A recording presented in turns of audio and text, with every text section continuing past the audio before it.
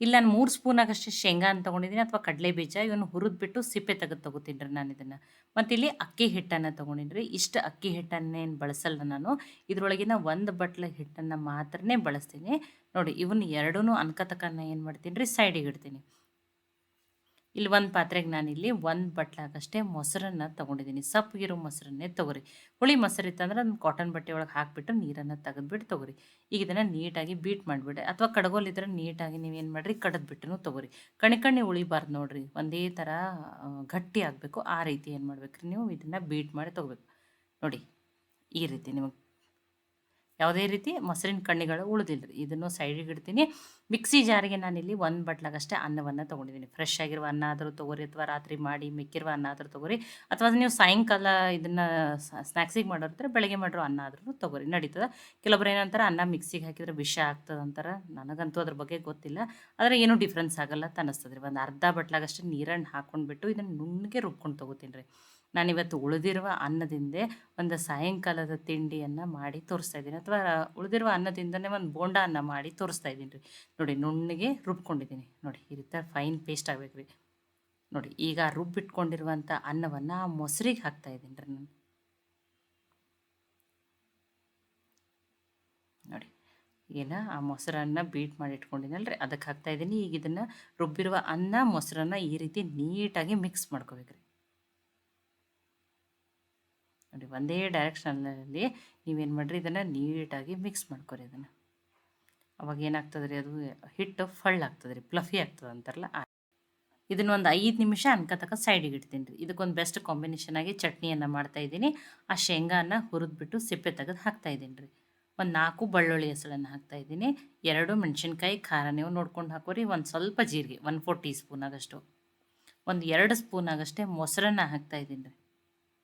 ನೋಡಿ ಸ್ವಲ್ಪ ಕೊತ್ತಂಬರಿ ಸೊಪ್ಪು, ರುಚಿಗೆ ತಕ್ಕಷ್ಟು ಉಪ್ಪು. ಇದಕ್ಕೊಂದು ಸ್ವಲ್ಪ ನೀರನ್ನು ಹಾಕ್ಕೊಂಡು ನುಣ್ಣಗೆ ರುಬ್ಕೊಂಬರ್ತೇನೆ ರೀ. ನೋಡಿ ಈಗ ಚಟ್ನಿ ರೆಡಿ ಆಗಿದೆ. ನೋಡಿ ಇದನ್ನೀಗ ಬೇರೆ ಬೌಲಿಗೆ ಹಾಕೋತಾ ಇದ್ದೀನಿ. ಇದನ್ನು ಇಲ್ಲಾಂದ್ರೆ ನೀವು ದೋಸೆ, ಇಡ್ಲಿ, ಪಡ್ಡು, ಸೆಟ್ ದೋಸೆ, ನೀರು ದೋಸೆಗೂ ಈ ರೀತಿ ಚಟ್ನಿಯನ್ನು ಶೇಂಗಾ ಚಟ್ನಿಯನ್ನು ಟ್ರೈ ಮಾಡ್ಬೋದು ರೀ. ನೋಡಿ ಈಗ ಆ ಹಿಟ್ಟಿಗೆ ನಾನು ಸ್ವಲ್ಪ ಕೊತ್ತಂಬರಿ ಸೊಪ್ಪನ್ನು ಸಣ್ಣದಾಗಿ ಕಟ್ ಮಾಡಿ ಹಾಕ್ತಾಯಿದ್ದೀನಿ. ಒಂದು ಕೆಮ್ಮಣ್ಸಿನ್ಕಾಯಿ ಮತ್ತು ಒಂದು ಹಸಿಮೆಣ್ಸಿನ್ಕಾಯಿನೂ ಸಣ್ಣದಾಗಿ ಕಟ್ ಮಾಡಿ ಹಾಕೀನಿ ರೀ. ಫ್ರೆಶ್ ಆಗಿರೋ ಕರಿಬೇವು ಸೊಪ್ಪಿದ್ರೆ ಸಣ್ಣದಾಗಿ ಕಟ್ ಮಾಡಿ ಹಾಕಿರಿ, ಟೇಸ್ಟ್ ಚೆನ್ನಾಗಿ ಬರ್ತದೆ. ಒಂದು ಅರ್ಧ ಸ್ಪೂನ್ ಆಗಷ್ಟೇ ಜೀರಿಗೆ, ಒಂದು ಅರ್ಧ ಸ್ಪೂನ್ ಆಗಷ್ಟು ಕಾಳು ಮೆಣಸನ್ನು ಕುಟ್ಟಿ ಹಾಕ್ತಾಯಿದ್ದೀನಿ ರೀ. ಈ ರೀತಿ ಕುಟ್ಟಿ ಹಾಕಿದ್ರೆ ಏನಾಗ್ತದೆ ಫ್ಲೇವರ್ ತುಂಬಾ ಚೆನ್ನಾಗಿ ಬರ್ತದೆ ರೀ. ನೋಡಿ ತುಂಬ ಸಿಂಪಲ್ ಐತಿ, ಕಡಿಮೆ ಸಮಯದಲ್ಲಿನೂ ಮಾಡ್ಕೋಬೋದು ನೀವು ಇದನ್ನು. ರುಚಿಗೆ ತಕ್ಕಷ್ಟು ಉಪ್ಪು. ನೋಡಿ ಮನೆಯಲ್ಲಿರೋ ಬೇಸಿಕ್ ಸಾಮಗ್ರಿಗಳನ್ನ ಬಳಸಿ ಮಾಡ್ತಾಯಿದ್ದೀನಿ. ನೋಡಿ ಯಾವ ಬಟ್ಲೆ ಅನ್ನವನ್ನು ತೊಗೊಂಡಿದ್ನಲ್ರಿ ಅದರಲ್ಲೇ 1 ಬಟ್ಲಾಗಷ್ಟು ನಾನಿಲ್ಲಿ ಅಕ್ಕಿ ಹಿಟ್ಟನ್ನು ಹಾಕ್ತಾಯಿದ್ದೀನಿ ರೀ. ನೋಡಿ ಈಗ ಇದನ್ನು ಮಿಕ್ಸ್ ಮಾಡ್ಕೊಂಡ್ರಿ. ಇಲ್ಲ ನಿಮಗೆ ಗಟ್ಟಿ ಅನ್ಸಕತ್ತಿತ್ತಂದ್ರೆ ನೀವು ಇನ್ನೊಂದು 2-3 ಸ್ಪೂನ್ ಆಗಷ್ಟೇ ನೀರನ್ನು ಇದರಲ್ಲಿ ಹಾಕೋಬೋದು ರೀ. ನೋಡಿ ಆ ಮಿಕ್ಸಿ ಜಾರಿಗೆ ಹಾಕಿ ನಾನು ಇನ್ನೊಂದು 2 ಸ್ಪೂನ್ ಆಗಷ್ಟೇ ನೀರನ್ನು ಹಾಕ್ಕೊಂಡಿದ್ದೀನಿ. ನೋಡಿ ತುಂಬ ಗಟ್ಟಿನೂ ಮಾಡಬಾರ್ದು, ಯಾವ ರೀತಿ ಇರಬೇಕನ್ನೋ ಹಿಟ್ಟು ಹತ್ರ ತೋರಿಸ್ತೀನಿ ನೋಡಿರಿ. ಇದೇ ರೀತಿಯೇ ಇರಬೇಕು ರೀ.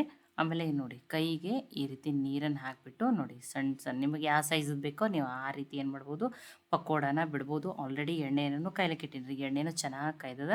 ಒಂದು ನೋಡಿ ಅದರಿಂದ ಮಿಕ್ಸ್ ಮಾಡಿದ್ಮೇಲೆ ಕೈದಿಂದನೂ ಒಂದು 2 ನಿಮಿಷ ಗಂಟೆ ಈ ರೀತಿ ಮಿಕ್ಸ್ ಮಾಡಿರಿ. ಅವಾಗ ಇಲ್ಲಿ ಸೋಡಾನ ಬಳಸಿಲ್ಲಲ್ಲ, ಹಿಟ್ಟು ಅವಾಗ ಏನಾಗ್ತದೆ ರೀ ಫ್ಲಫಿ ಅಥವಾ ಆಗ್ತದೆ ರೀ. ನೋಡಿ ಇದೇ ರೀತಿಯೇ ಇರಬೇಕು ನೋಡಿರಿ. ನಿಮಗೆ ನೀರು ಕಡಿಮೆ ಅನಿಸಿದ್ರೆ ನೀವು ಸ್ವಲ್ಪ ನೀರನ್ನು ಹಾಕ್ಕೊಂಡು ಅಡ್ಜಸ್ಟ್ ಮಾಡ್ಕೊರಿ. ನೋಡಿ ಆಲ್ರೆಡಿ ಕಡಾಯಿಯಲ್ಲಿ ಎಣ್ಣೆನೂ ಕಾಯ್ಲಿಕ್ಕೆ ಇಟ್ಟಿನಿ. ನೋಡಿ ನಾನು ಸಣ್ಣ ಸಣ್ಣ ಸೈಜದ ಪಕೋಡಾನ ಬಿಡ್ತಾಯಿದ್ದೀನಿ. ನಿಮಗೆ ಯಾವ ಸೈಜದ್ದು ಬೇಕೋ ನೀವು ಆ ರೀತಿ ಬಿಡ್ಬೋದು. ಆದಷ್ಟು ನೋಡಿರಿ ಈ ರೀತಿ ಫ್ಲ್ಯಾಟ್ ಆಗಿರ್ಬೇಕು, ಅಂಥ ಕಡಾಯಿದಲ್ಲಿ ಕರೀರಿ. ಮತ್ತು ಸ್ವಲ್ಪ ದೂರ ಆಗಿನೇ ಹಾಕಿರಿ. ಇಲ್ಲ ನೀವು ಅಲ್ಲೇ ಬಾಜು ಹತ್ತಿ ಹಾಕಿರಂದ್ರೆ ಏನಾಗ್ತಾವೆ ರೀ, ಒಂದಕ್ಕೊಂದು ಬೇಗನೆ ಅಂಟ್ಕೊಂಡು ಬಿಡ್ತಾವೆ ರೀ. ನೋಡಿ ಅದಕ್ಕೆ ಈ ಗುಮ್ಮಿರೋ ಕಡಾಯಿಗಿಂತ ಈ ರೀತಿ ಫ್ಲ್ಯಾಟ್ ಅಥವಾ ತೇಲ್ ಇರ್ತದಲ್ಲ ಆ ರೀತಿ ಕಡಾಯಿಯಲ್ಲಿನೇ ನೀವು ಕರೀರಿ. ನೋಡಿ ಸಣ್ಣ ಸಣ್ಣ ಇತ್ತಂದ್ರೆ ಬೇಗನೇನೋ ಕರೆದು ಬಿಡ್ತಾವೆ ಅಂತ ಹೇಳಿ ನಾನು ಸಣ್ಣ ಸಣ್ಣ ಚಿಕ್ಕ ಚಿಕ್ಕ ಸೈಜದ ಪಕೋಡಾನ ಮಾಡಿದ್ದೀನಿ ನೋಡಿರಿ. ನೋಡಿ ಆದಷ್ಟು ದೂರ ಬಿಡಿ ಬಿಡಿಯಾಗಿಯೇ ಹಾಕಿರಿ, ಇಲ್ಲಾಂದ್ರೆ ಅಂಟ್ಕೊಂಡ್ಬಿಡ್ತಾವೆ ರೀ.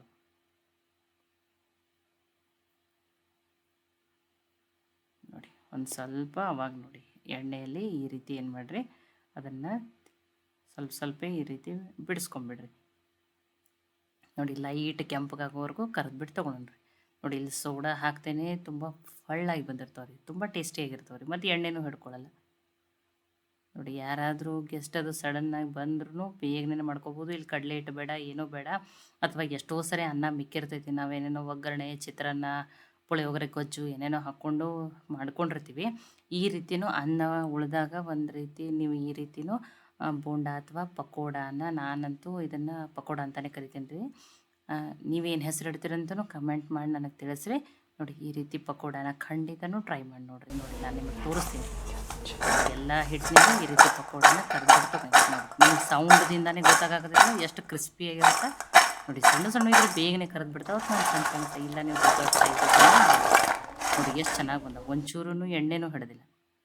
ನೋಡಿ ನಾನು ನಿಮಗೆ ಕಟ್ ಮಾಡಿಬಿಟ್ಟು ಅಂದರೆ ಮುರಿದ್ಬಿಟ್ಟು ತೋರಿಸ್ತೀನಿ. ನೋಡಿ ಎಷ್ಟು ಚೆನ್ನಾಗಿ ಬಂದವು.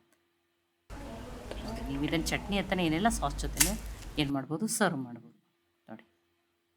ನೋಡಿರಿ ಒಳಗೆ ಎಷ್ಟು ಫಳ್ಳಾಗ್ಯಾವ ನೋಡಿರಿ, ಎಷ್ಟು ಚೆನ್ನಾಗಿ ಬಂದಾವ ನೋಡಿರಿ. ಎಷ್ಟೋ ಸಲ ಅನ್ನ ಉಳ್ಕೊಂಡಿರ್ತದೆ. ಈ ರೀತಿ ಖಂಡಿತ ಟ್ರೈ ಮಾಡಿ. ನೋಡಿ ಇನ್ನೊಂದನ್ನು ಮುರಿದು ತೋರಿಸ್ತೀನಿ. ನೋಡಿ ಮುರಿದ ಮೇಲೆ ಗೊತ್ತಾಯ್ತಲ್ಲ ನಿಮಗೆ ಯಾವ ರೀತಿ ಎಷ್ಟು ಚೆನ್ನಾಗಿ ಬಂದಾವ ಅಂತ ಹೇಳಿ. ಅನ್ನ ಬಿಸಿ ಬಿಸಿ ತಿನ್ಬೋದು, ಜೊತೆ ಸರ್ವ್ ಮಾಡ್ಬೋದು, ಅಥವಾ ಚಟ್ನಿ ಜೊತೆನೂ ಏನು ಮಾಡ್ಬೋದು, ನೀವು ಸರ್ವ್ ಮಾಡ್ಬೋದು. ನೋಡಿ ಅಥವಾ ನೀವು ಯಾವ್ಯಾವ ರೀತಿ ಪಕೋಡಗಳನ್ನ ಮಾಡ್ತೀರತ್ತ ಹೇಳಿ ನನಗೆ ಕಮೆಂಟ್ ಮಾಡಿ ತಿಳಿಸ್ರಿ. ನೋಡಿ ಈ ಉಳಿದಿರುವ ಅನ್ನದಿಂದ ಮಾಡಿರುವ ಪಕೋಡ ರೆಸಿಪಿ ನಿಮ್ಗೆ ಇಷ್ಟ ಆಗಿದ್ರೆ ಲೈಕ್ ಮಾಡಿ, ಶೇರ್ ಮಾಡಿ, ಕಮೆಂಟ್ ಮಾಡಿರಿ. ಖಂಡಿತನೂ ಟ್ರೈ ಮಾಡಿ ನನಗೆ ಹೆಂಗೆ ಬಂದಿತ್ತು ಅಂತ ತಿಳಿಸ್ರಿ. ತುಂಬಾ ಟೇಸ್ಟಿ ಆಗ್ಯಾವ ರೀ. ಮತ್ತೆ ಹೊಸ ಹೊಸ ರೆಸಿಪಿ ಜೊತೆ ಸಿಗೋಣ. ಎಲ್ಲರಿಗೂ ಧನ್ಯವಾದಗಳು.